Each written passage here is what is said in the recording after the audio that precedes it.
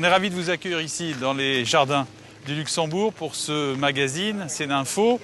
Au sommaire de reportage, d'abord quand on compose, le 18, ils sont là, en France, 195 000 sapeurs-pompiers volontaires se dévouent jour et nuit à côté des pompiers professionnels. Mais les vocations baissent et le Sénat a peut-être une solution, vous le verrez, via une proposition de loi. Mais avant les élections sénatoriales qui se profilent, le 28 septembre prochain, le Sénat se renouvelle par moitié. 160 000 grands électeurs vont voter. Alors, le Sénat va-t-il rester à gauche? Peut-il basculer à droite? Enjeu, explication avec Michael Spitzberg. Il y a 348 sièges au Sénat. Et en septembre prochain, 178 d'entre eux seront renouvelables. Un principe de renouvellement partiel en vigueur à la Haute Assemblée depuis la Révolution française. Un scrutin qui se déroule au suffrage universel indirect où seuls les grands électeurs votent. Essentiellement les maires et leurs conseillers municipaux qui représentent 95% du corps électoral. Dans le renouvellement, il y a renouveau, donc effectivement, il y a par exemple rajeunissement des sénateurs, il y a féminisation des sénateurs et une évolution de la sociologie des sénateurs qui tient compte de l'évolution de la sociologie des conseils municipaux. Nous venons de voter pour nos conseillers municipaux en mars 2014. Les élections sénatoriales du 28 septembre prochain seront un peu la résultante de ces élections municipales. Donc, ceux que nous avons portés dans les mairies se retrouveront indirectement au Sénat de demain. Pour la gauche, le risque, c'est la double peine. Sa majorité au Sénat, acquise aux élections de 2011, est fragile au regard des résultats des dernières élections municipales. Le risque de basculement est donc réel. En effet, même si l'opposition remet en jeu plus de sièges, 90 à droite contre 82 à gauche, la vague bleue enregistrée en mars dernier devrait lui permettre de reconquérir le Sénat. Le Sénat, il a un rôle législatif, même si ce rôle est moindre par rapport à l'Assemblée nationale. Mais c'est surtout une assemblée politique où peuvent se décider sur le fond d'amendements, de faire évoluer certains textes. On ne le voit pas forcément, mais ça peut se jouer au Sénat. Et puis, si les politiques qui sont élus au Sénat le souhaitent, ils peuvent faire du Sénat une tribune importante. Une aubaine pour la droite qui pourrait donc retrouver la majorité et la présidence perdue en 2011. Une situation inespérée il y a un an. À cette époque, la gauche avait voté une réforme de scrutin en augmentant la dose proportionnelle dans une majorité de circonscriptions.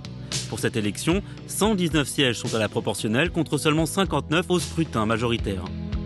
L'idée, c'était plus de délégués sénatoriaux pour les villes importantes et l'introduction de la proportionnelle à partir de 3 sénateurs, alors qu'avant, on votait au scrutin majoritaire. Et la gauche a pensé que c'était une manière pour eux de conquérir. Et puis, il y a les élections municipales. Les résultats des élections municipales, j'allais dire, ont bouleversé ces calculs. Voilà pourquoi il faut toujours se méfier de modifier, parfois tripatouiller les règles électorales. Pour les sénateurs renouvelables, la campagne a commencé sur fond d'agenda parlementaire chargé, réforme territoriale, budget rectificatif 2014 et sécurité sociale. En août, la session extraordinaire terminée, les candidats auront encore 2 mois pour convaincre. En France, 70% des interventions des sapeurs-pompiers sont réalisées par des pompiers volontaires. Ils prennent sur leur temps libre, mais les vocations sont en baisse, moins 17 000 en 10 ans. Raison invoquée notamment, les formations jugées trop longues. Pour y remédier, des sénateurs présentent un texte qui permettrait aux jeunes engagés dans un service civique et que ça intéresserait de commencer dès le départ de leur service civique une formation initiale au métier de pompier. Le point avec Sylvain Pierron. Stéphane Cochin est agriculteur céréalier à Lorez-le-Bocage en Seine-et-Marne. Une vie bien occupée dans son exploitation de 180 hectares. Mais depuis 18 ans, il exerce en parallèle une autre activité radicalement différente, celle de pompier volontaire. Ça va ? Dans cette caserne, ils sont 25 sapeurs-pompiers, tous volontaires. Ils comptent près de 400 interventions par an. Pour être pompier volontaire, il faut déjà être motivé, avoir l'envie d'apprendre. Bon, moi, ça fait 18 ans que je suis pompier volontaire, mais la moyenne aujourd'hui en France, c'est entre 3 et 5 ans. Peut-être que les gens se détournent un petit peu parce qu'il y a une grosse demande au niveau compétences. C'est vrai qu'il y a du temps à donner, mais on a beaucoup à recevoir aussi. il n'y a pas besoin d'être un surhomme. Hein. Tout le monde peut être pompier volontaire. En France, ils sont près de 200 000 comme Stéphane à avoir fait le choix de consacrer une partie de leur temps au service de la communauté, en plus de leur activité professionnelle. Mais cette vocation est en crise. Entre 2002 et 2014, le nombre de pompiers volontaires a baissé de 17 000. C'est difficile d'enrayer le phénomène. Les gens deviennent beaucoup plus mobiles, ils vont chercher le travail où il est, les situations de famille bougent aussi beaucoup. Donc c'est vrai que c'est difficile de garder au jour d'aujourd'hui un pompier volontaire sur place, quoi. Bon, on va vous poser une attelle. D'accord. Âgé de 18 ans, Dylan Carden est le benjamin dans cette caserne. Fils et petit-fils de pompiers, lui ne s'est pas trop posé de questions, mais il peut comprendre cette crise de vocation. C'est pas toujours évident, mais bon, après on fait avec, c'est un choix. Bon, voilà, je me suis lancé là-dedans, je savais à quoi m'attendre. L'un des principaux obstacles pour devenir pompier vient de la formation. Elle est d'une durée de 6 à 8 semaines, souvent prise sur des congés. Il faut donc compter en moyenne 1 an avant de devenir pompier volontaire et pouvoir intervenir sur le terrain. Une difficulté qui peut décourager certains apprentis. C'est pour cela que le sénateur de l'Aude, Roland Courteau, a présenté le 24 mai dernier une proposition de loi visant à favoriser le recrutement et la formation des pompiers volontaires. La formation initiale pour les jeunes recrues, pour les recrues en général, est particulièrement longue. C'est une source de renoncement, c'est une source de découragement.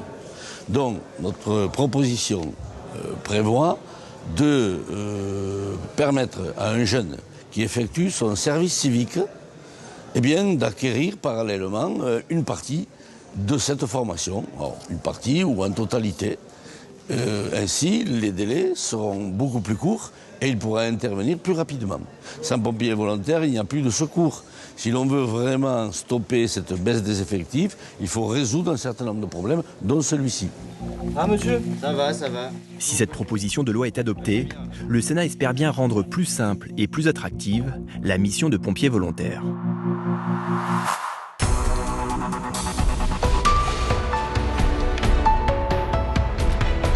Et maintenant, la présentation de ce livre de Maude Guillaumin, Jackie, une femme d'influence aux éditions du Moment. L'auteur, après des dizaines d'autres, s'intéresse à la vie de l'ex-première dame. La nouveauté, c'est l'exploitation, l'étude des enregistrements de conversations entre Jackie Kennedy et l'historien Schlesinger, enregistrements connus seulement depuis 3 ans. Dans ce livre très documenté, l'auteur s'attache donc à comprendre l'influence de cette première dame à la Maison-Blanche, celle qui a ouvert la voie à toutes ces femmes de présidents qui n'ont pas voulu jouer les potiches. Un exemple, c'est elle qui lancera les travaux de White House pour financer ces derniers. Elle éditera même le premier guide pour les visiteurs, un succès, 500 000 exemplaires en 6 mois. À Paris, elle arrivera à séduire le général de Gaulle en déplacement officiel, ainsi qu'André Malraux. Elle obtiendra de ces 2 hommes l'impensable, le prêt de la Joconde pour une exposition temporaire à New York en 1963.